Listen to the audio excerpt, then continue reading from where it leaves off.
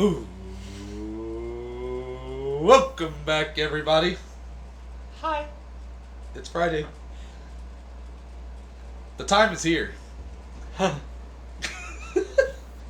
Capping off this stint on Fight Island with UFC 254 Khabib versus Gaethje for the undisputed lightweight title. Dom, it's the end of the week. How are we doing? I don't know what to do with my hands. Alright, so today's episode is going to be breaking down the entire main card, giving our thoughts, our predictions for this Saturday's fights. Just want to give a quick heads up to all of you. This main card starts at 2 p.m. on Saturday. So if you're planning to watch these, it's very unusual for the UFC to do this, but understandably, this is a worldwide sport, so sometimes other places in the world are going to have the benefit of the time zones matching up to more of that 8 o'clock, you know? It's a darty, as the kids say. Yeah, Ohio State plays at 12, UFC starts at 2. I imagine I will be having a good time. Woo! But, whoa, jeez, you got neighbors. So walls are thick.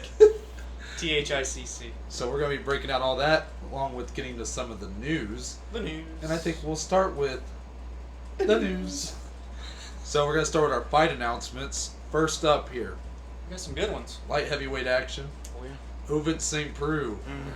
Ovince St. Proven, as I'm going to call him, because he's proven himself in this division.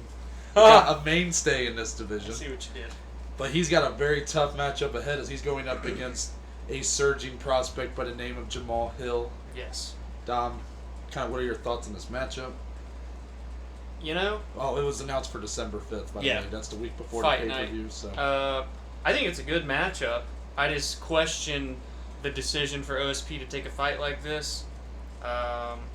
OSP's he just had his first fight back in the light heavyweight division. Looked really good when he knocked out Alonzo Minifield. Very impressively, I must add.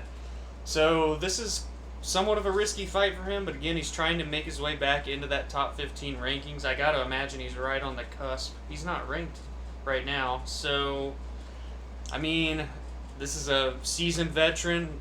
How old is OSP now? 37, 38 years old? He's older than he looks. And Jamal is the young, up-and-coming prospect.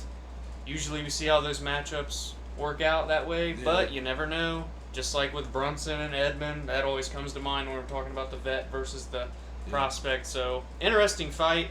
A little nervous for OSP, but again, he can get a big win and be on his merry way down to those rankings. Yeah, when you have a guy like Jamal Hill who's straight up just finishing a lot of people pretty brutally, I think back to his last fight that needed a body against Klidson Abreu. Pretty nasty. He was also in the Contender Series against Alexander Popek.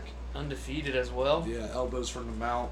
I mean, the guy's got some nasty weapons in his arsenal when it comes to his striking. And we've seen OSP show the suspect chin. Yeah, that's what I was going to get at. OSP definitely has the tools to do what he did against Menifield. Although, against Menifield, did he submit Menifield? No, he knocked him out. Yeah, he Remember knocked him the out, walking right? backwards. That's what I thought. Okay. But OSP has the tools. You know, that Menifield fight was in a lot of ways set up the same way. Yeah. Menifield was on the come up, the rising prospect, and OSP was still the guy who had proven himself to be a veteran in the I agree division. with that. So there's no reason that can't go the same way. I really like the matchup though. I imagine this will be a main card fight on that, maybe even a co-main. It sounds about right. Put my man Hamza in the main event. Good card. That is. So then moving on from there, we'll get this one out of the way because it's a reschedule.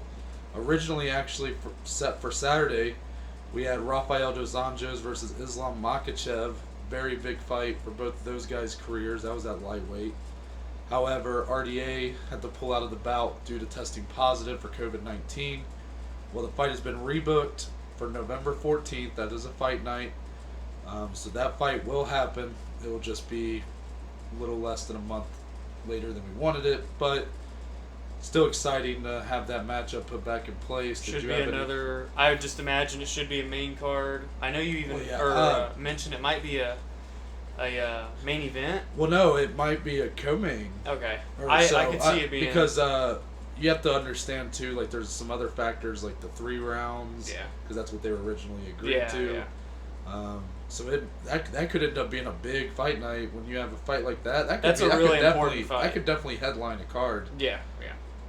So I'm just happy to see that fight happening for both guys. Give them a chance to. I'm glad they were able to just keep the same matchup because it made sense. RDA's coming back. Islam's on a tear. He's ranked like 13th, so it makes sense for both guys. Gotcha. Next up here, we'll go to women's strawweight. I like this one. Yep. Your girl, Angela Hill, is back. She's back in the saddle again. For the 5th time in 2020. Scheduled for the 5th time in 2020. Yes. Against someone we hadn't seen in a while, I don't think. It's been a little bit. Yeah. She's going up against Tisha Torres. I have not heard... Tisha Torres last fought... Well, she fought in June.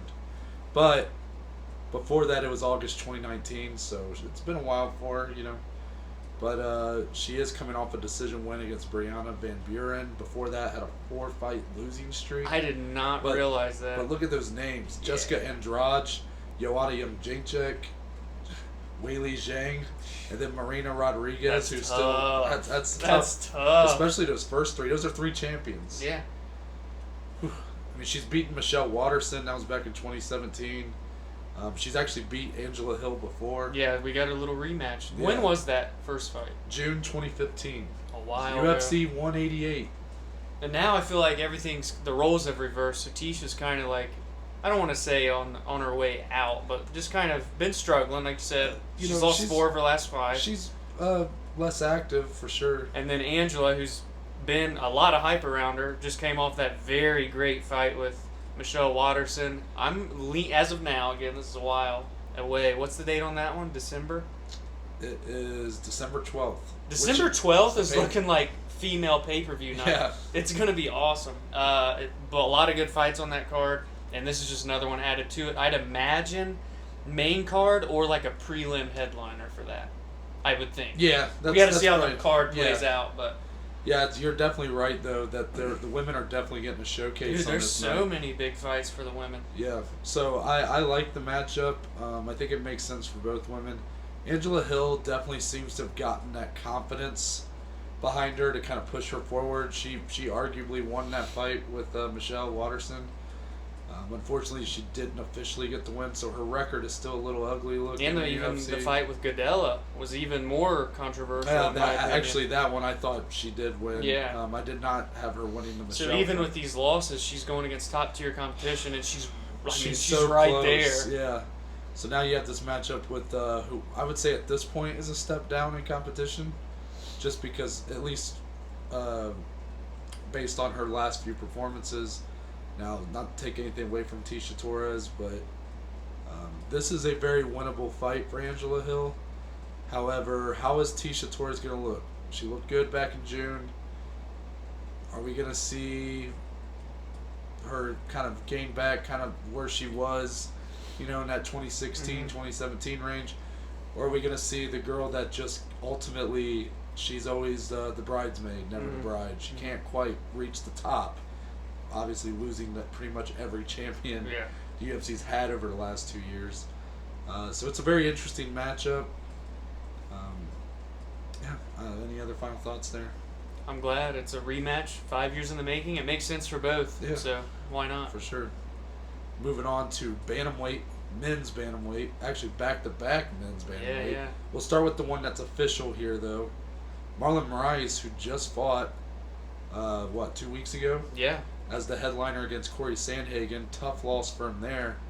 Well, he's already scheduled his next fight for December 19th. That's fight night the week after the pay-per-view against Rob Font. That's supposed to be the one that they want Hamzat to headline. So that should be very interesting if that card plays out. Now, just to be clear, Moraes is still ranked number 3. Rob Font, number 11. This is a very risky fight for... Oh, yeah. For Marlon Moraes, who's been on... He lost the title fight to Henry Cejudo way back when.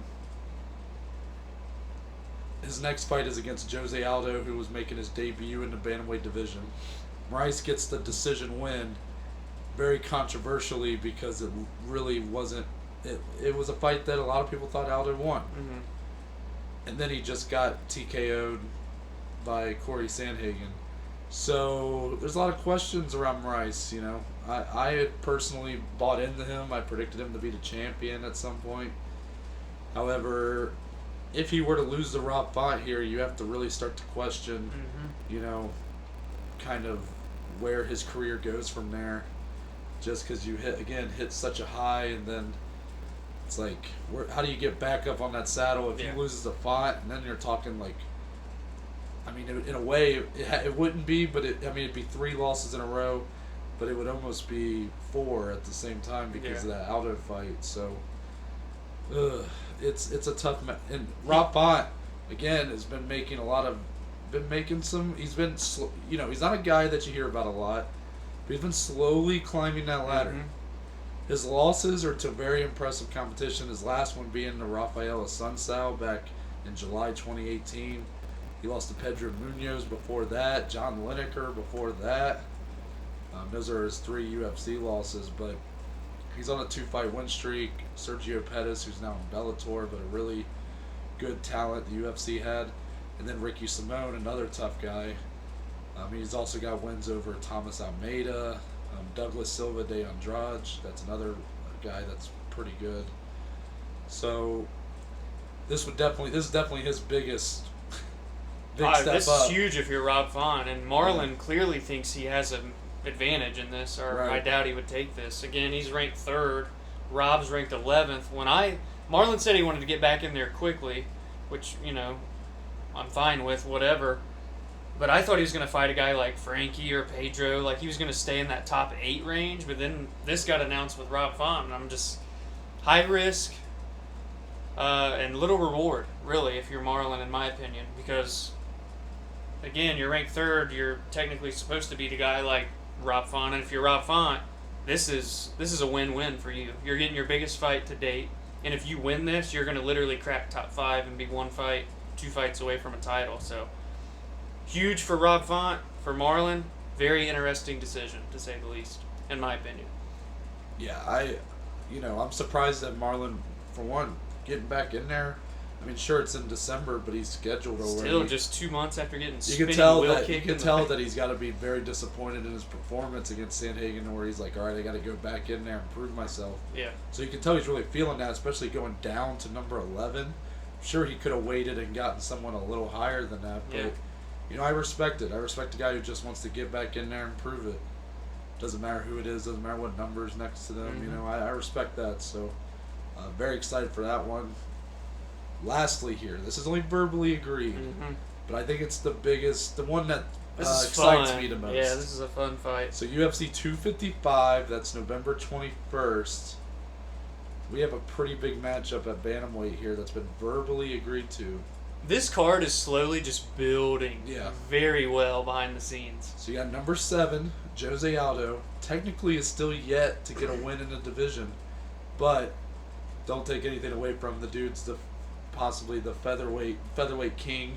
Guy has looked impressive at bantamweight, even if he hasn't won any fight at bantamweight. He's going up against number 15 ranked Marlon Chito Vera, who we last saw kind of derailed the hype train in a way. Took the legs off of it. known as Sugar Sean O'Malley. So Dom, what do you think of this matchup? If it does kind of become official for both guys? Matchup wise, that's super fun. Like stylistically, that's an awesome fight.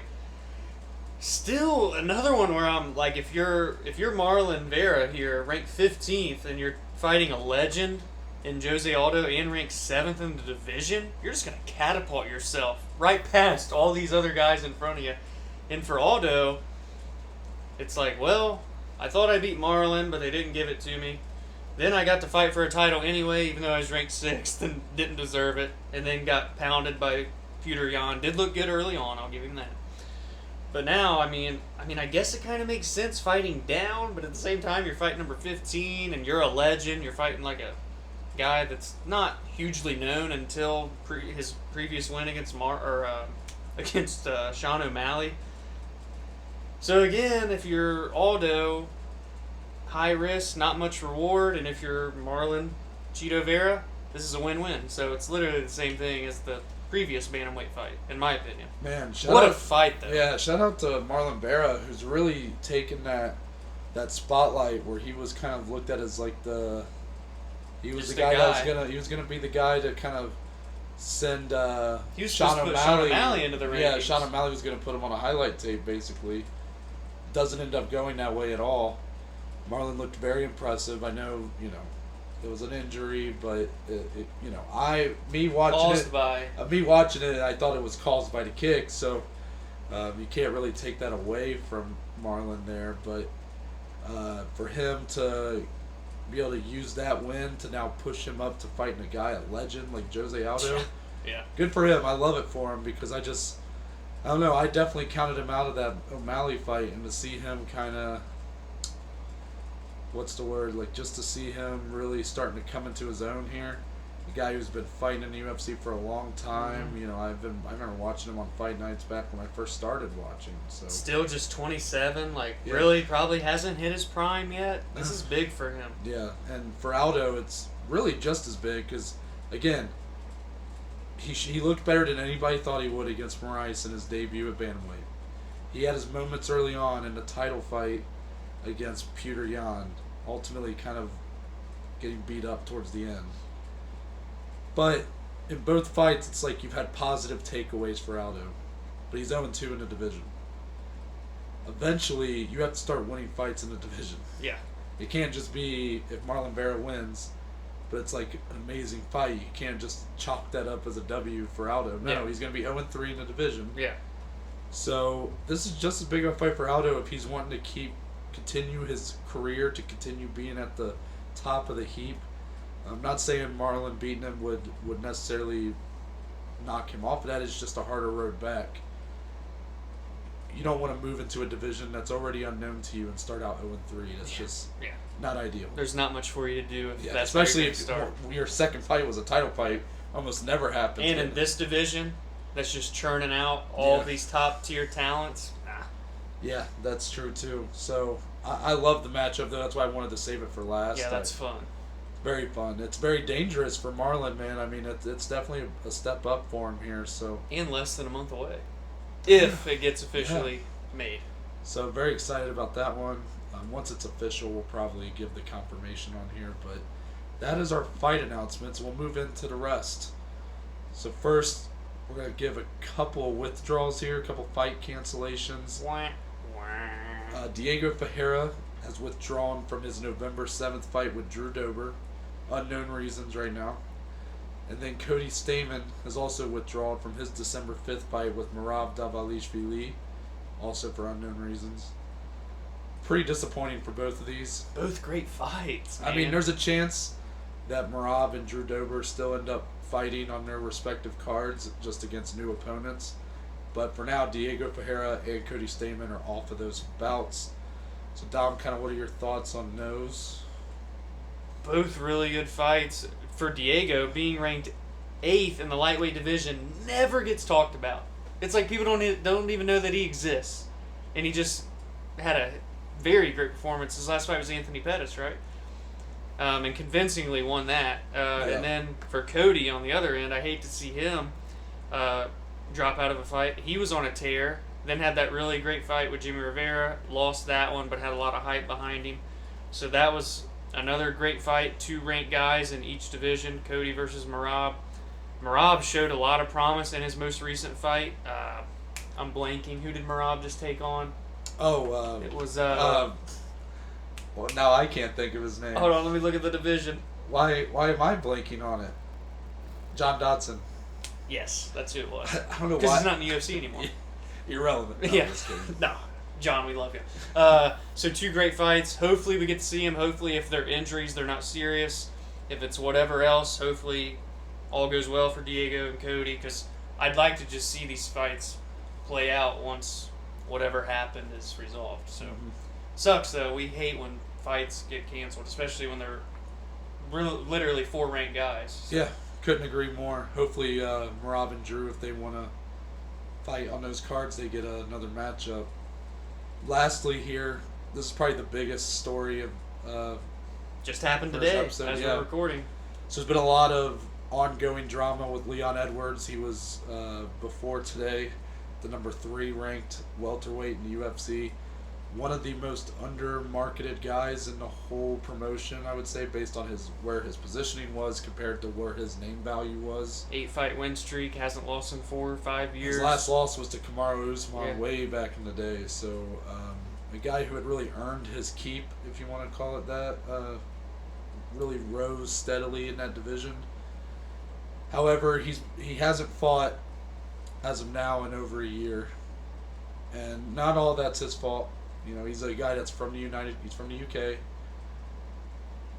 There was a lot of travel stuff going on there when COVID happened. I don't claim to know all of it. I just know how hard he was scheduled to headline against Tyron Woodley in the United in Kingdom. April. Yeah. And then that fight obviously got scrapped during that time period when the UFC wasn't holding events. Then everything came back. Tyron gets booked with Colby. Leon's left kind of out. Leon's been calling for fights with Colby Covington, with Gilbert Burns, with Jorge Masvidal, which are essentially the 3 guys in front of him, or 2 of the 3 guys in front of him. However, all 3 of those guys, you know, Gilbert is number 1 fight for the contender. title, He's fighting for the title. And then you got Colby and Masvidal, who have been linked together basically. And Looks like they're about gonna fight next. Yeah. So that's kind of putting Leon in an awkward spot. However, it's not for lack of other fighters trying. Right below Masvidal was 4, so right below Masvidal, number 5 is Stephen Wonderboy Thompson, a guy who's fought for a belt twice back in the day against Woodley. Guy who's been the top of the division for years now. One of the best strikers there is. Great fighter. He basically did his first ever call out on Leon Edwards. And Leon was like, Thanks, but no thanks. yeah. And then you had the rumors that he might be scheduled against Khamzat Chimaev, who is unranked, but is the biggest name prospect-wise the UFC has to offer. He's probably the biggest name in the whole welterweight division outside of Jorge Masvidal. Yeah, that's crazy. But Leon obviously wasn't interested in that because it's a very dangerous fight, and he's ranked 3rd. Why should he have to take that? Well, as of today, I guess the UFC brass let Leon Edwards people know that as of next week, when the updated rankings come in, he will be removed from the welterweight rankings due to inactivity. And there's a second part to this where his official statement on this was to come out on Twitter and basically be like, screw rankings, I'm still ranked. Khamzat, let's fight. Yeah.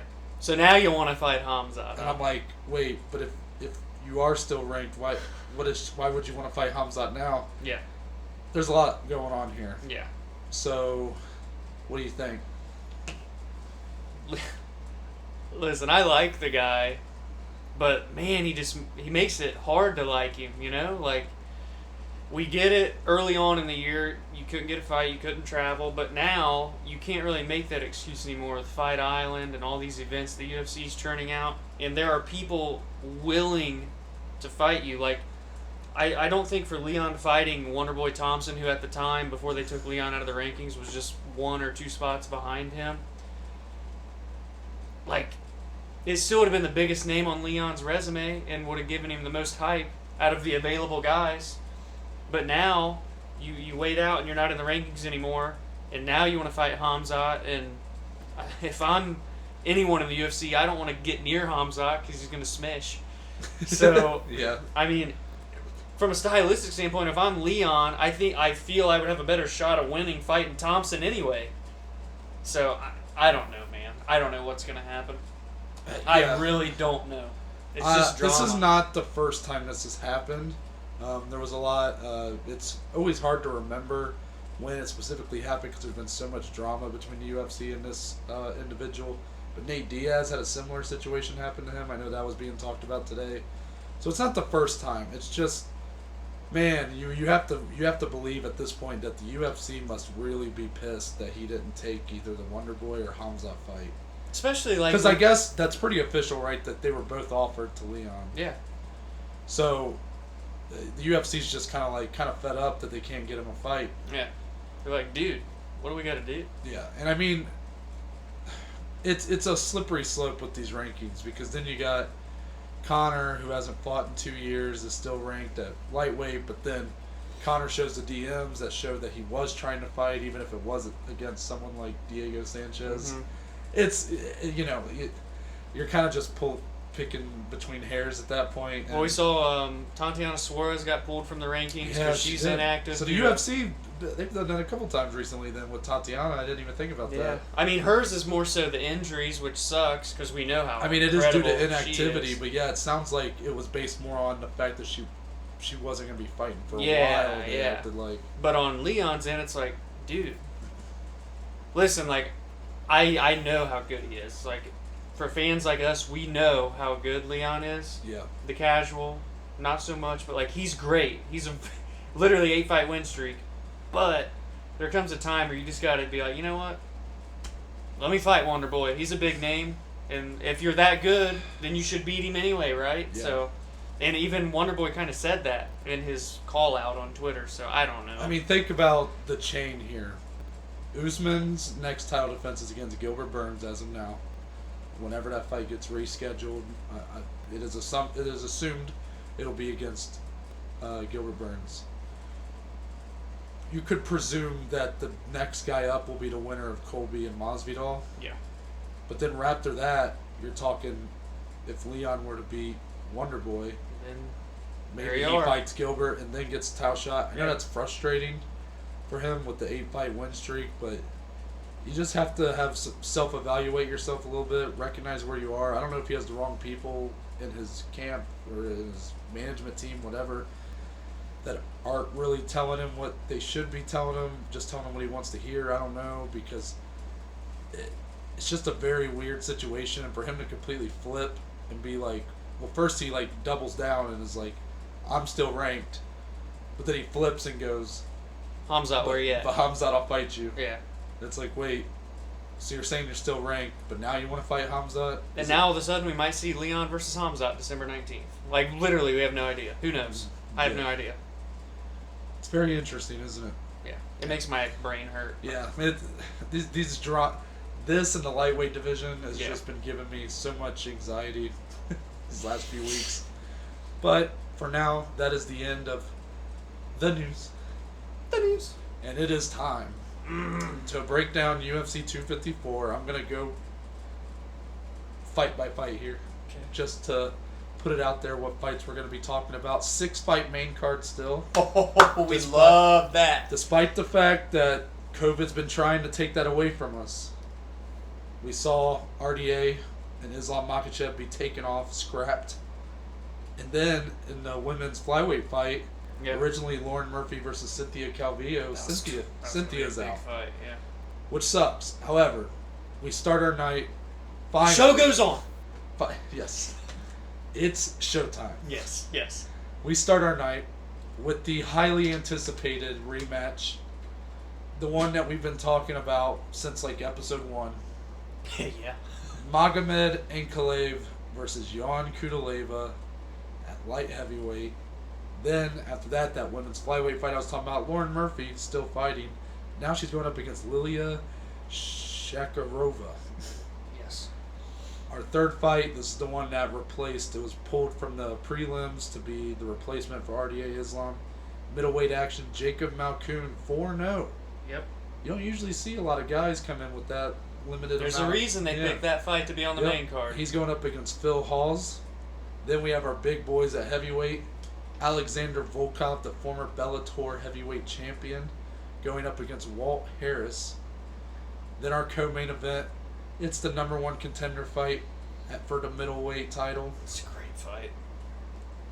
The former champ, Robert the Reaper Whitaker, goes up against Jared the Killer Gorilla Cannonier.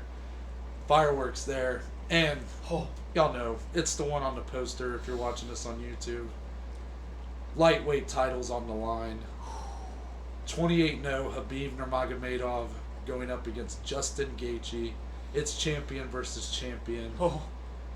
The biggest fight that the lightweight division could possibly make right now. Yes. It's obvious number 1 versus number 2 here. Yes. One to rule them all. Yes. But we're going to start back at the bottom here.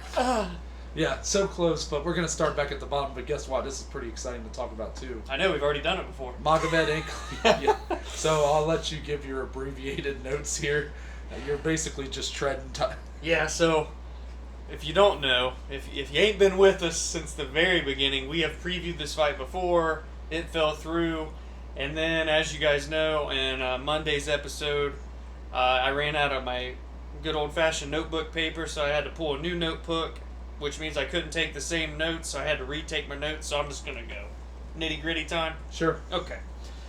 Magomed is 13-1 with 8 KO TKOs. He's 4-1 in the UFC. Notable wins against Marcin Prachnio via TKO, and of course, Kudaleba via TKO, which is controversial. I'm sure we'll get into that again in a second.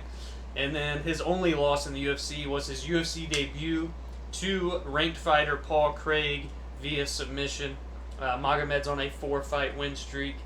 For Kudaleba, he is 15-5 with 12 KO TKOs, 2 submissions, 14 out of 15. Ooh, so close. We love it. We So love it, close. though. 4-4 in the UFC. A little win. Notable wins. Khalil Roundtree. That's a big win. Where he scared the crap out of him at the weigh-in, by the way. That is hilarious. TKO Khalil, and then notable losses. Misha Serkinov in his UFC debut via submission. He lost to the co-mainer himself, Jared Cannonier, when Jared was at the light heavyweight division via unanimous decision. Lost to Glover Teixeira via submission, and then on the flip side, he lost to Magomed again via TKO, which I'm sure we're going to talk about before. What a tough road to go through right there. Yeah. Those are some very. Both these guys had worthwhile like losses. such tough UFC debuts. For Yeah. Magomed, Paul Craig. For Kudaleba, Misha Serkinov. Yeah, that's definitely tough there. Just feed me to the wolves, why don't you? Yeah, this matchup is very exciting. That first fight, it only went 38 seconds, but I'm telling you guys, What we a- want to talk about some hard-hitting strikes. Woo. That's what I'm excited about. We get to hear these strikes No with fans. no fans. Yeah. So you know that shit's going to be hitting hard. And these guys are just wild men, especially Yeah. Kudaleba. Oh, yeah. He's kind of the Mike Perry of light heavyweight, in a way. I think that's kind of a good comparison. I for like him. that. Yeah. I like that. No, not. I mean, I like Mike Perry. That's not a bad thing. It's like, you know, the questionable, wild factor. the questionable records, but you know they're talented. Yeah.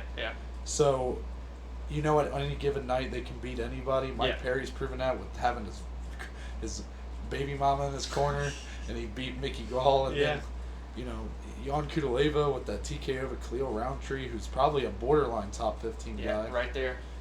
So in this matchup here, Magomed's definitely got the edge as far as, I guess, momentum speaking. He's only got the one loss in UFC. That was his debut. Hasn't lost since. However, you know, I would say that Kudaleba's more, battle tested. Yeah. He's went through tougher competition. Hasn't necessarily beat tougher competition. The Khalil Roundtree win is impressive, but his other 3 wins, not as big of names. His losses are all very recognizable figures in MMA, but those are, again, losses. Most of those by finish, too. Yep. So my prediction here is I'm actually going to flip from what I think I picked when we originally did this. I originally think I went with Jan Kudaleba due to that experience factor, but I think I am going to go Magomed and Kalev, but I think I'm going to go by decision. I don't think he'll quite be able to finish. Jan Kudaleba, a guy with a tough chin, he'll get beat up, but he'll keep coming forward. I think it's going to be a great fight, though. I really do. And I'm actually not going to predict it to be fight of the night, but I think it's going to give what I'm predicting my fight of the night to be around a run for its money. Yeah. I'm right there with you. I'm also going to go with Magomed here. The first fight was insane. 38 seconds. Both guys were injured. We had the very controversial ref stop the fight. It was just a shit show. Yeah, not great. Not great on that ref. But But that's Jan being a wild man, just Yeah. acting hurt, wobbly. And I think he's going to not do that again. I think he's like, well, I kind of did that to myself. Can't do that again. I still think it's going to be a great fight, like you said. I think Magomed's going to look more calm, a little bit more crisp, just kind of get the better of the exchanges. I'm also going to go Magomed here via decision. I think it's a great fight. Again, not going to be my fight of the night either. I think we both may have the same idea in mind. Yeah. So that's a great fight to start out a pay-per-view. Especially one with a lot of hype behind it, too. I love the way this card is set up. Yeah. 6 fights, and I love the way it kind of goes here. You start out pretty big. Yeah. And then you kind of have a couple of fights that are more showcases, and then you get to the big boys at the top. So, very much love the layout of the card. And we're going to move into one of those showcase fights, in my opinion, as we got women's flyweight, the division that is, seemed like you kind of either love it or you hate it. You know? And we love it. We do love it. And I think I understand people's, I guess, indifference about the division or their distaste for the division right now, because obviously Valentina is dominant as the champion, and there really doesn't seem to be anybody close. Andrade might be able to be that person. We don't know. It's exciting, but it's top heavy for sure, and that's just what happens when you're starting a division. I mean, it's still women's bantamweight went through that. 3 years old. Or Yeah, something? I mean, all these divisions go through that. They build up talent over time. Obviously, when you have people like Andrade making the move up, who was the other fight? Well, you had Cynthia Calvillo. Yeah, Cynthia moved up to flyweight. There was someone else who just, not Aspen Ladd. There was some other. I forget. There's another fighter that was moving either down or something. I forget now. However, here we have number 5 ranked Lauren Murphy, and she is kind of someone underlooked. She's always up there. She's in that top like 5. I was surprised when I saw her that high when we announced that this fight was happening weeks ago, because honestly, like I can only recall watching her fight a couple of times. Yeah. But she is going up here against a late replacement. You know how those matchups go.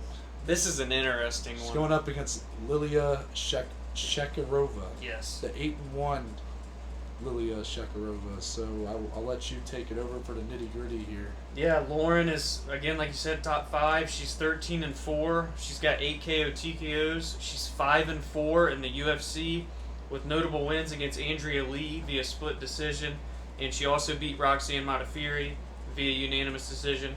Her losses are to the top of the top. She's lost to Sarah McMahon, split decision, way back when.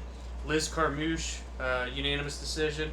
Caitlin Chukagian, who of course was the number 1 contender until this past weekend, unanimous decision. And then she also lost to Sijara Eubanks via unanimous decision. So all 4 of her losses by decision, never been finished.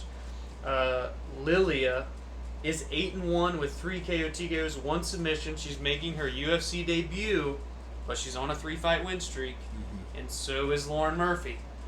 Somebody's win streak has to go. One of those. Not the O's, but one of Sorry, the. I just heard it and I was like, it triggered me a little bit. I know. There's a reason that they put Lilia in this position. We always say that, right? Like, people have to recognize that there is a reason. Lilia's never fought in the UFC. Relatively unheard of. Actually, unheard of. I'm just going to say it. Yeah. Like, we didn't know She's coming she out of was. nowhere. Yeah. And she's now being put on arguably the biggest pay-per-view of the year. One of. There's been a lot of damn big pay-per-views this year. She's on the main card fighting a top 5. You're telling me if Lilia wins this in her UFC debut, she's going to be top 5 in the flyweight division? That's the thing about this division, is you're getting a lot of these women who win. They come in, make their first fight appearance in the UFC, they win, and they're kind of put in that borderline top 15. It's a limited sample size of women in that division, but that's not to take away from Shekharova here. She is definitely someone to watch out for in this matchup. I'm just curious, are you going to pick her here due to the element of unpredictability? Like, you going to err on the side of, like, what's the word, caution, I guess? I was going to pick Lilia, but I'm not going to do it. I'm going to stick with the top 5, the vet, 37 years old, been in there with the best of them.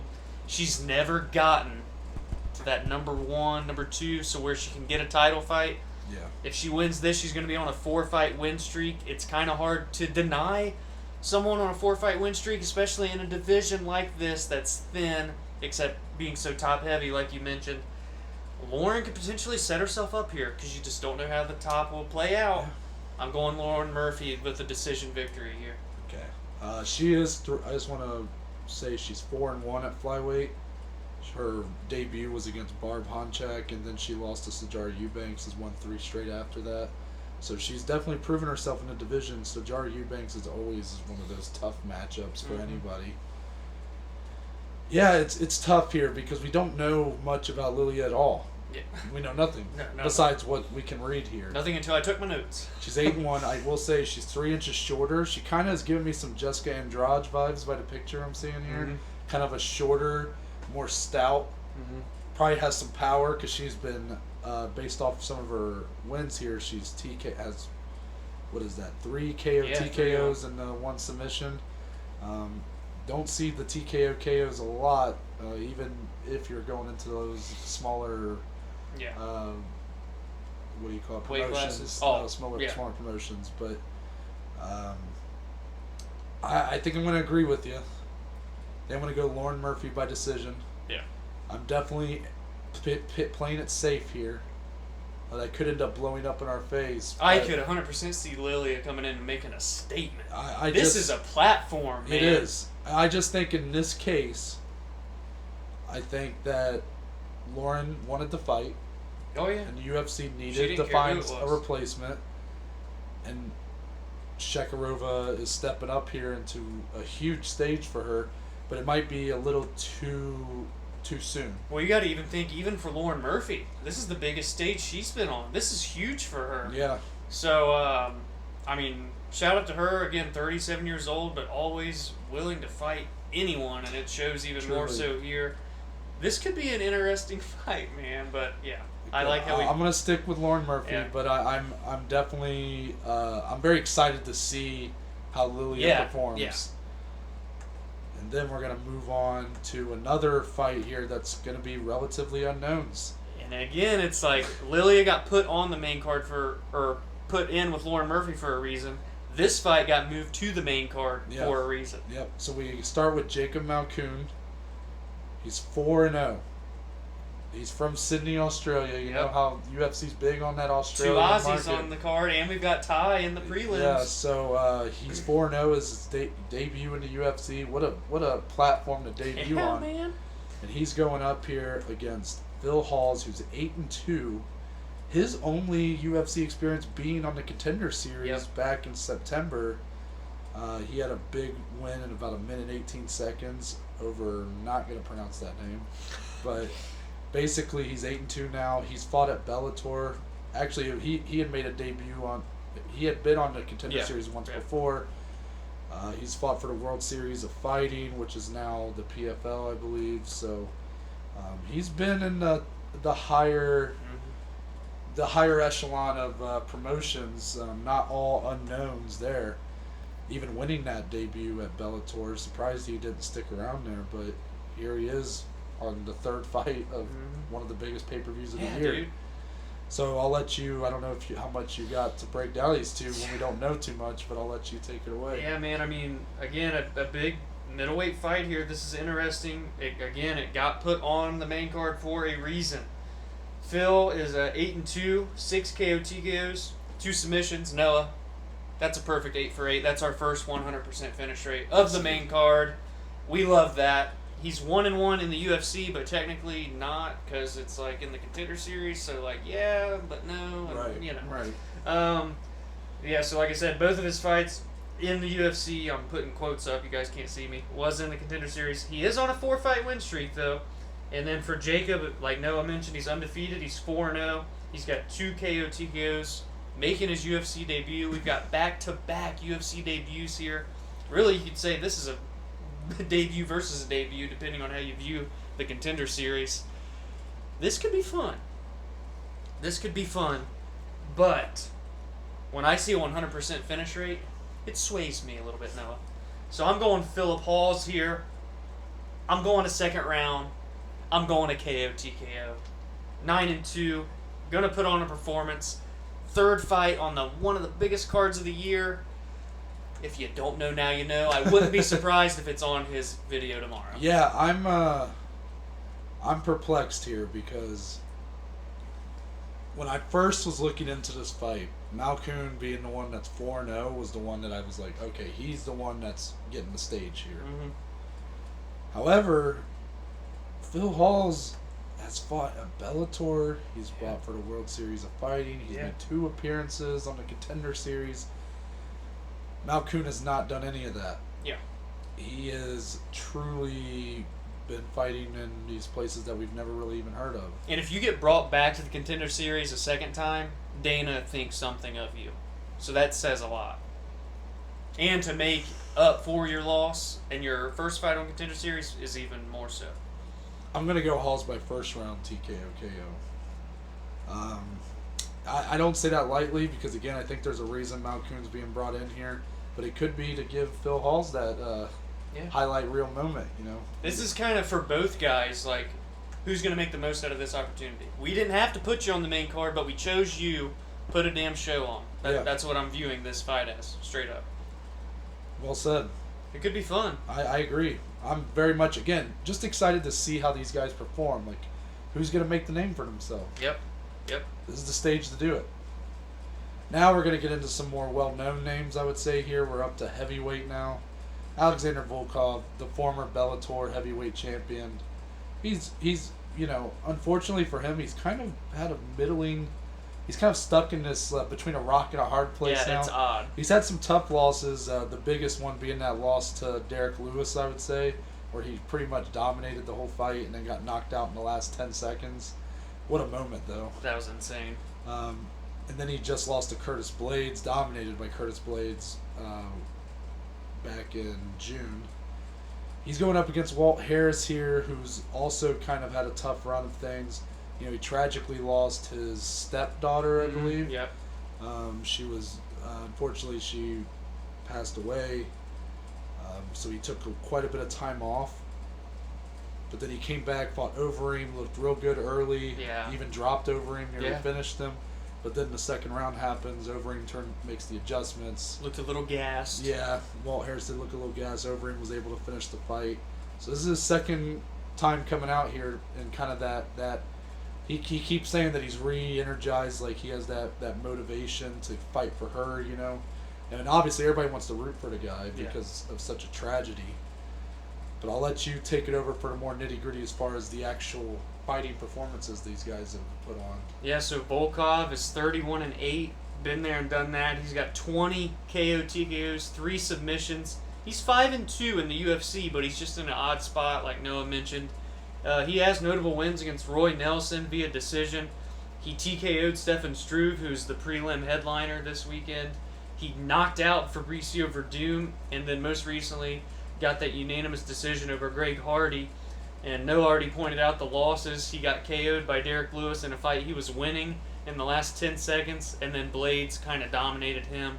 I believe that was even, was that a main event? Or like You talking about Blades Volkov? Yeah. That was the main event. That was via unanimous decision there. I did want to point out some wins and losses in Bellator. He beat Blagoy Ivanov back at Bellator 120 in 2014 via submission. And he also lost to Czech Congo at Bellator 139 back in 2015 via decision. For Walt Harris, he's 13-8, not the prettiest of records, but 13 KO TKOs, Noah. Mm-hmm. That's another 100% finish rate. I did not realize that Walt Harris has 13 KO TKOs. This guy's a bad man. He's 6'5" and won no contest in the UFC, with notable wins against Chase Sherman via knockout, Sergey Spivak via TKO, and then he knocked out Alexei Olenek. Notable losses, again, top-tier competition, Nikita Krylov via TKO, Shamil Abdurrahimov. Yeah. He's ranked in the heavyweight division. Look him up. Lost him via split decision. Lost to Verdum via submission. And then, like we mentioned, Overeem TKO'd him there in a fight he started out very good in.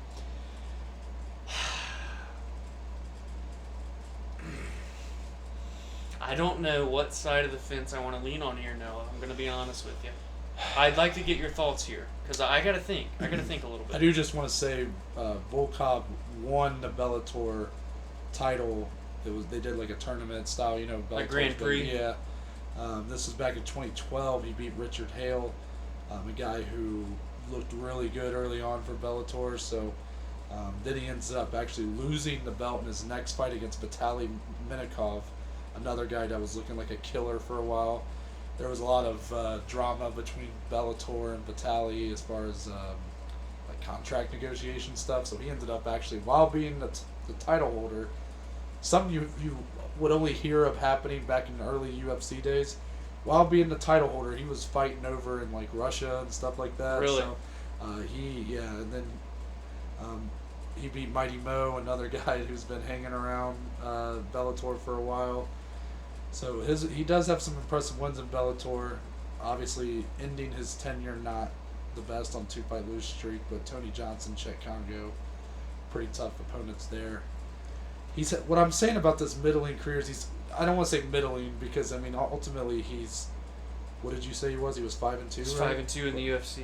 That's not bad by any means, and he's looked damn good at times. Probably his biggest win. Verdum. Yeah. Stefan Struve was a good win for him too. But it's just, he had the loss to Lewis, but he was able to bounce back against Greg Hardy. Even though Hardy looked better than I think most people would have thought he would. And it was on short notice. Yeah, and he probably looked better than he should have. Yeah. Which kind of made me question even more about Volkov. What are his true heights that he can get to in this division? And then being dominated by Curtis Blades, it's just Curtis Blades is a guy that's at the very top of the division, but it makes you question, can Volkov really ever win a belt? He couldn't beat Blades. Can he really beat someone like Ngannou or Stipe? He's a tough matchup. He's got the length. He's got the striking. And I think this is a tough matchup for Harris because of that length that I was talking about. Harris does have the power, though, to drop someone like Volkov who's a little skinnier for the heavyweight division. Mm-hmm. I think I'm going to go Alexander Volkov here. It doesn't... not that I dislike Volkov. Again, it's not that. It gives me no pleasure to say that because due to the tragedy Walt Harris has went through.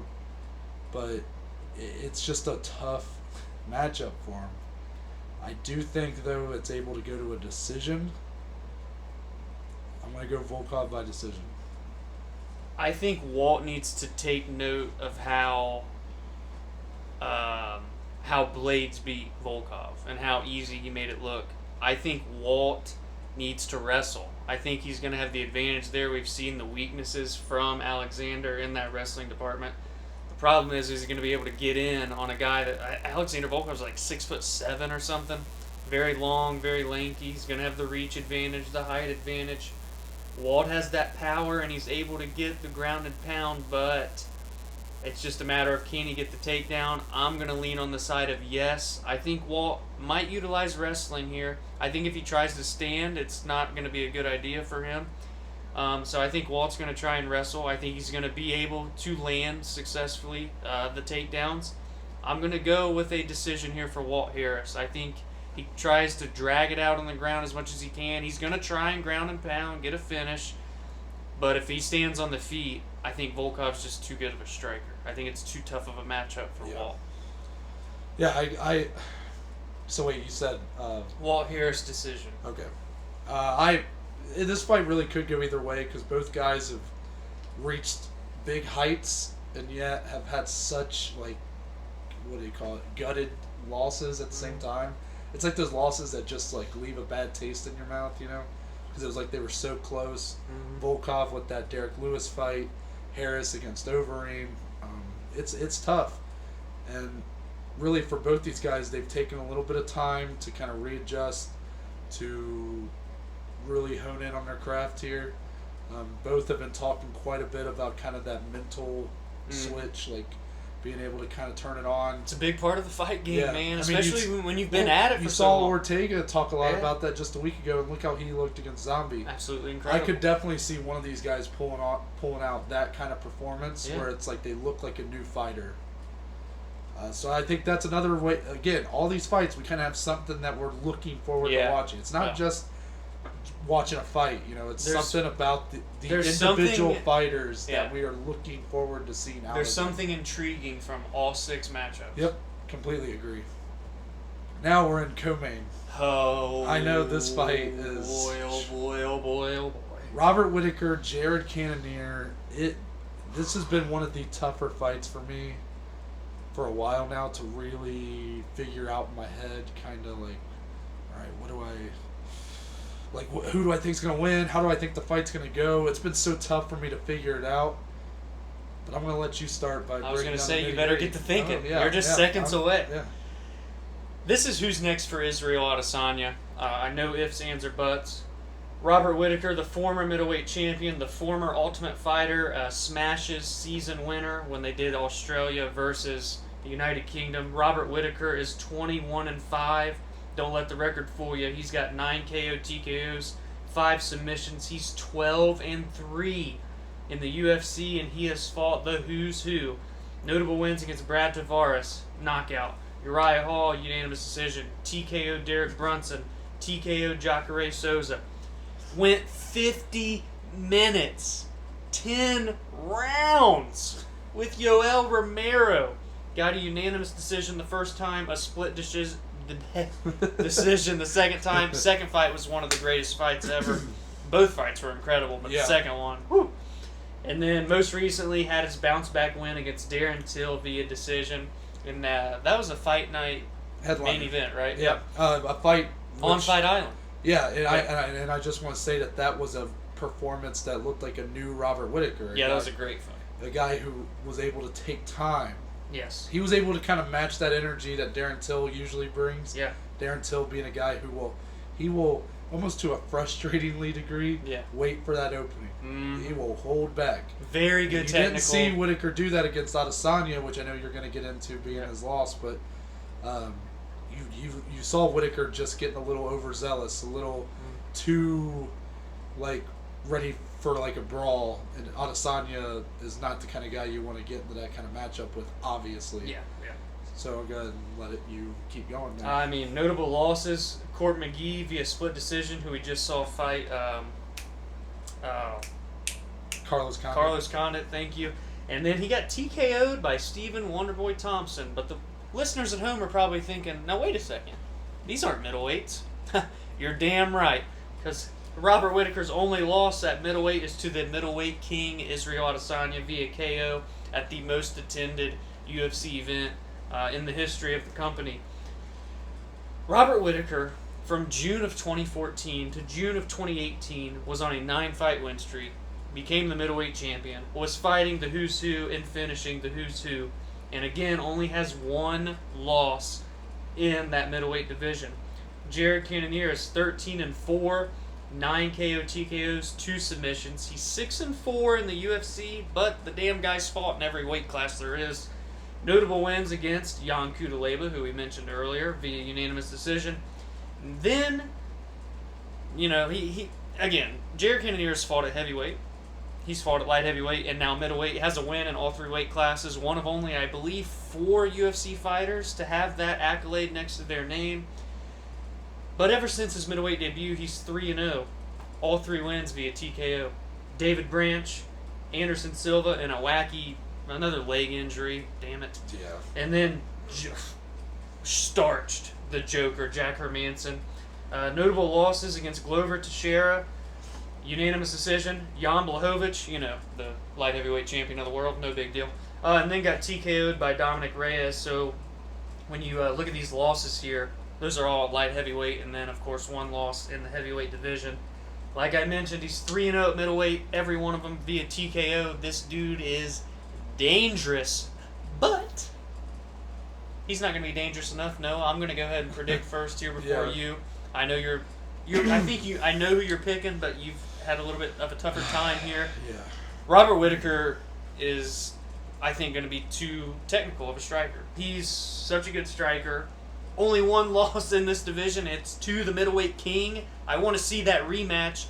This is his way to earn that back. Whittaker wins. Decision. You think Whittaker by decision? Whittaker decision is... I can't go finish. Jared's a tough dude, man. Tough dude. I'm going finish. He controls the reach. Picks his shots. Picks Jared apart, but not a finish. Could there be a finish from Rob? For sure. But I'm going decision. Take it away. Take your time. We're here all night. Yeah, I know who you want. I'm going Jared Cannonier here. However, what's tough for me is that I don't think Jared Cannonier is going to a decision with Robert Whittaker. That's the problem. Yeah. But it's like, do I really think he's going to finish Robert Whittaker? I guess so. Yeah. I guess so. Based off of your logic here. I will say, if Robert Whittaker comes out and performs like he did against Darren Till, it could be a very long night for Cannonier. That's what I foresee. But Cannonier has such a different style than Darren Till. I don't Yeah. think you're going to see Cannonier hold back. Mm-hmm. I think the power, he might be able to... I mean, look, even Till was able to hurt Robert a couple times in their fight. Nearly dropped him with the elbow to one time.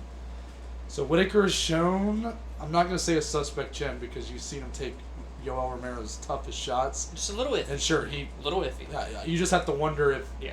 After How those much can he fights, take? after those wars, after the Adesanya fight, you know, it doesn't hold up forever. Yeah. I'm going to go Cannonier by second round, TKO KO. I think Whittaker might even take the first round, but I think once Cannonier he'll hit a big shot, and I think it's just going to be kind of done. I respect. No disrespect to Whittaker. Some of this might be just more because I want to see Cannonier versus Izzy. because it's fresh blood. I'm not really ready to see that rematch with Whittaker Adesanya yet. I'm not exact. I just think Cannonier has really been proving himself. He's been finishing everybody since in this 3-fight win streak he's on. This would be the biggest win for him, obviously. So You know what's mind-boggling to me? What? Robert Whittaker is 29 years old. yeah, He's been in the UFC since he was a baby. Like, been the champion. He's already been at the top, and he's still there. And it's mind-blowing to me that he's 29. Jarrett's, I think, like 36 or 37. Israel Adesanya is older than Robert Whittaker. It's just mind-blowing, random fun it's fact. the fight. It's the fight years versus the actual Yeah, man. age. Like, this guy's got 26 fights. He's a seasoned vet. He's done it all. And yet here he is saying, let's go get the belt again. It's just wild. Because he's not big enough to move up. Like, a lot of guys, when they've ran their course at a division, they move up, they move down. I don't foresee him going back down. And he's not big enough to go up. He's just going to stay in the middleweight and fight literally every damn person there is. Yeah, this is a 50-50 fight, in my opinion. This is tough. Yeah, it's tough. I could completely foresee it going either way. I think if Whittaker wins, I'm thinking it's more by decision. While Cannonier, I would go with that.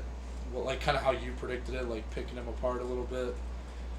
But then for Cannonier, I think it's going to be kind of he lands a big one and it's just is able to pounce on him sort of thing. I'd love to see a Robert Whittaker finish because we haven't seen one in so long. This dude can strike, man, Yeah. and he's got the power.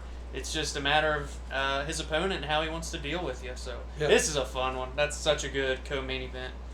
Completely agree. And now we're here. Oh. 28-0 versus 22-2. The undisputed lightweight title is on the line. Habib, the Eagle, Nurmagomedov versus Justin, the highlight reel, Gaethje.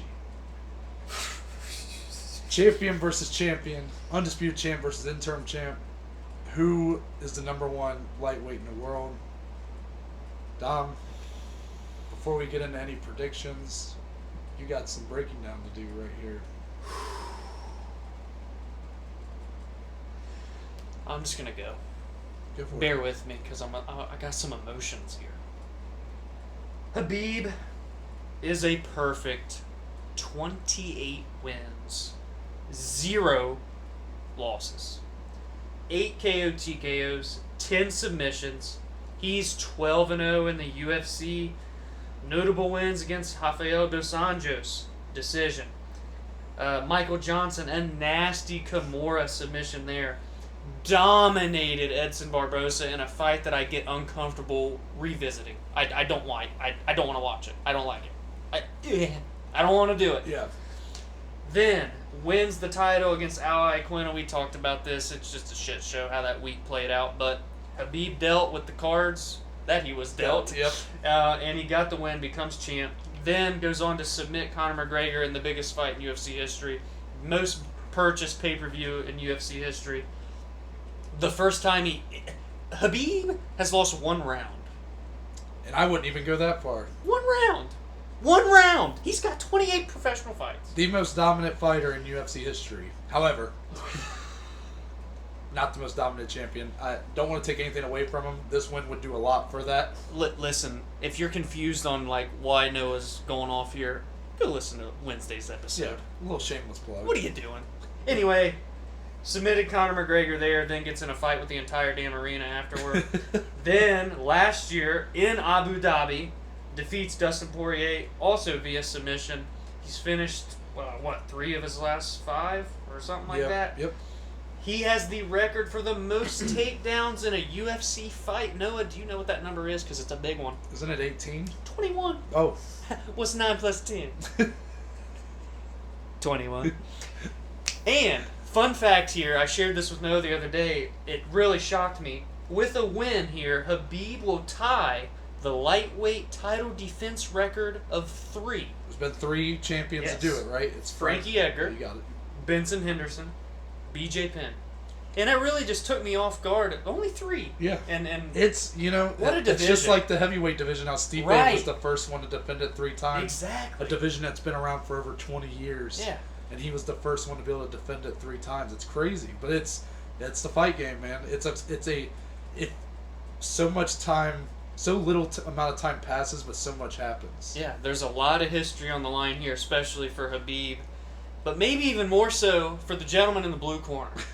Justin Gaethje is 22-2 with 19 KO TKOs, 1 submission. Rumor has it he's never been in a boring fight.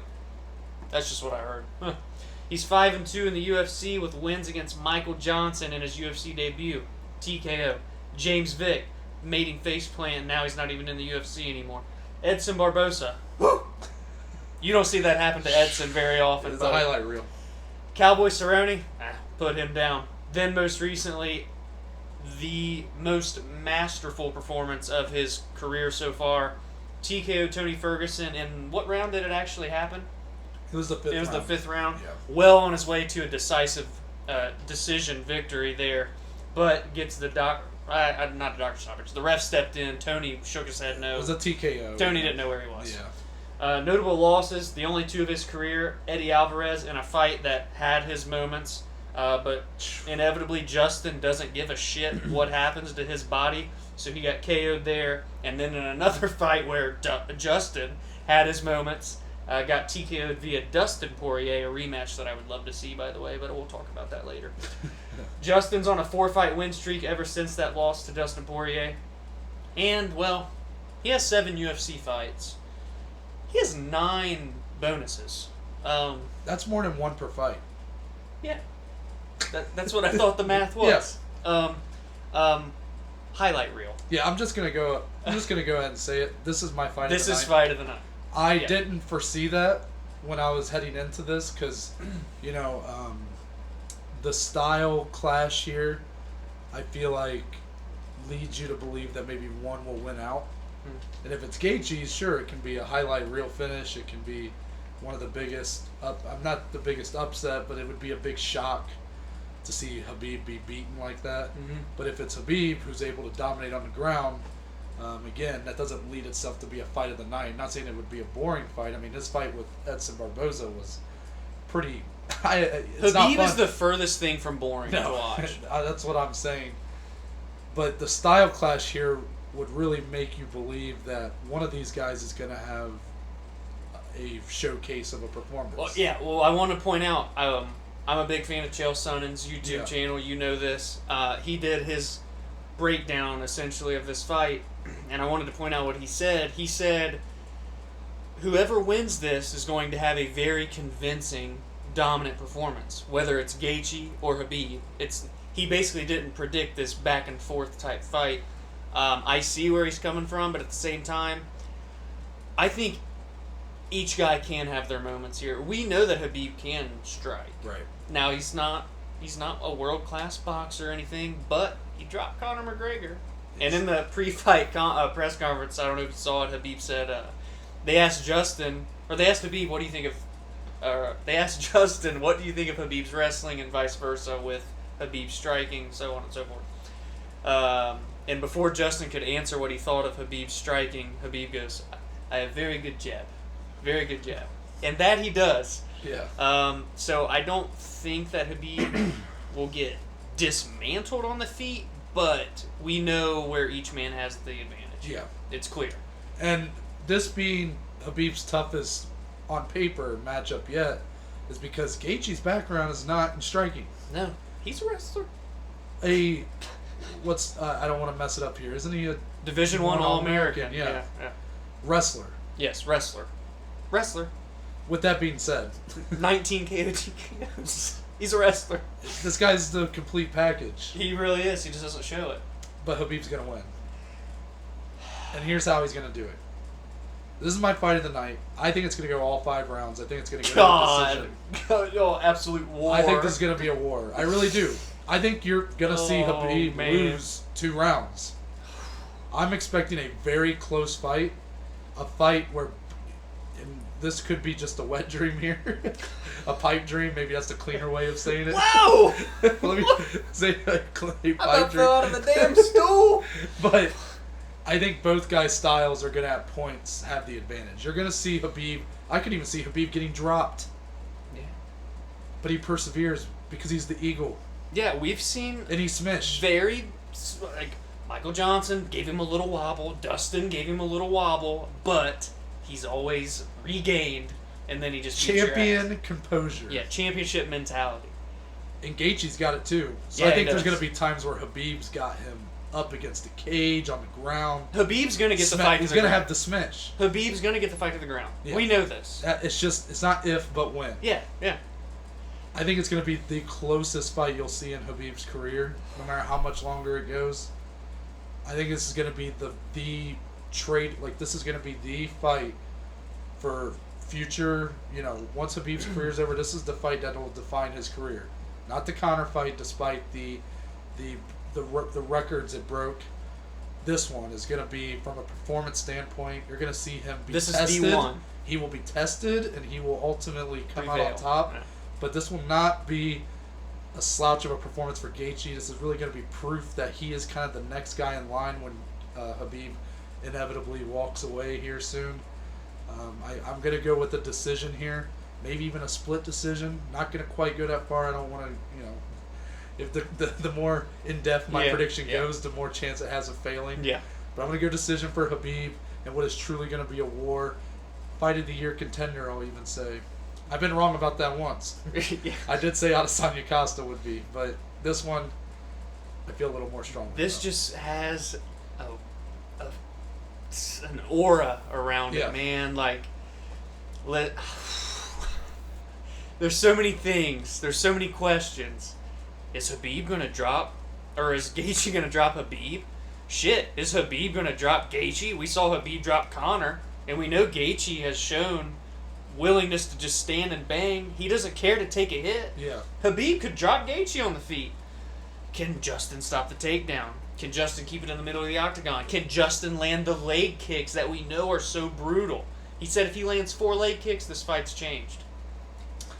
Justin also said if I get taken down on the fence, I'm screwed. Justin is a guy that is as real as it gets. Yeah. He knows that he can win and how.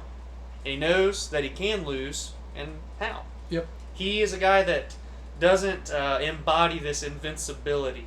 He doesn't want to be called number 1. He wants to constantly improve and fight the best there is. As bad as I want to pick Justin, and as much as I think he really presents a challenge, more than Habib has ever seen, 28-0. Smish. Justin, however, I think if Justin loses, he doesn't want to lose a decision. Because in Justin's head, it means that he got bested for an entire fight. Yeah. And the judges didn't think he won. But in Justin's head, if he gets finished, he's like, well, I went out on my shield. Yeah. Went as hard as I could. Couldn't get it done. So, I think we see a great fight, like you said. I think they both have their moments. Justin may scare Habib. Habib's going to get Justin down. He's going to wear him out. No one can compete with this shit that Habib does. Right. No one. 28 have tried. 28 have failed. Mm-hmm. None have been close. Habib is going to get a finish here. He's going to get a submission finish here.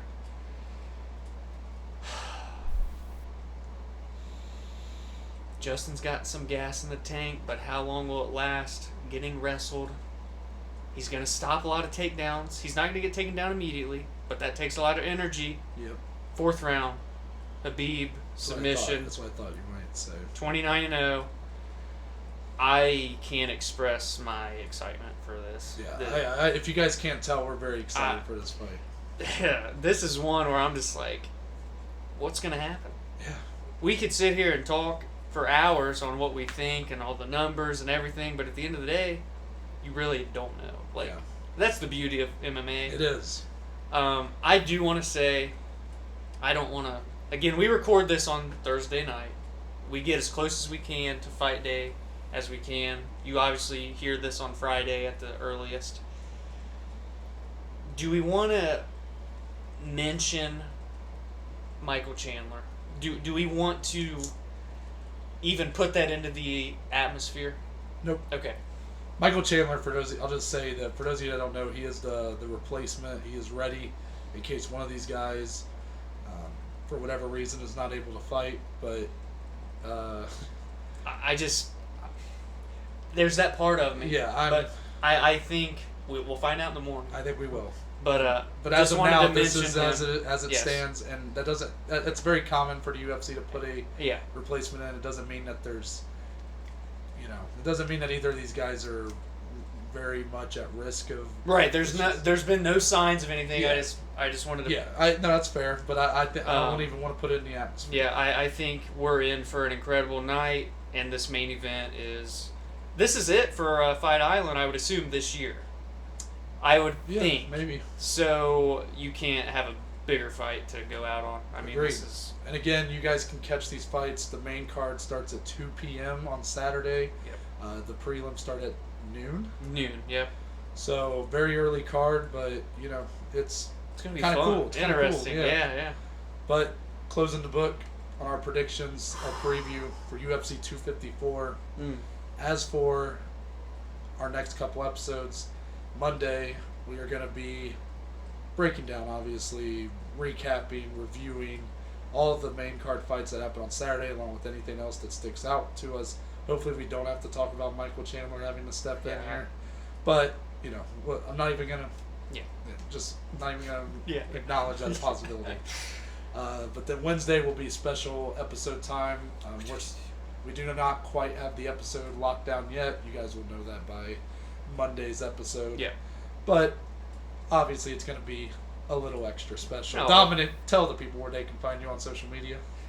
You scared me there. No pause. Not even taking time to breathe. Oh. Twitter, Instagram, DSlee14. Find the podcast on Twitter, Instagram, at BAJ_MMA podcast. And if you go to my Twitter or Instagram, at ntbaker_, go to my bio, you'll be taken to our link tree. It'll give you links to all the social medias, all the platforms the podcast is on. That's Twitter, Instagram, Anchor, Spotify, Apple, Google. And there's a link on there if you want to become a contributor to the podcast with as little amount of money as you want to on a monthly basis. All that money just turns around and gets added back to the podcast to improve the audio equipment, to improve possibly doing a video podcast down the line. That's just a means to help us get to that point. So any amount of contribution is obviously helpful. Just listening to the podcast is helpful enough. So we appreciate all of our listeners that stuck with us for over 2 months now. And new listeners, welcome. Welcome. The train's just getting started. Of course. And with that, we're out, and we're going to see y'all on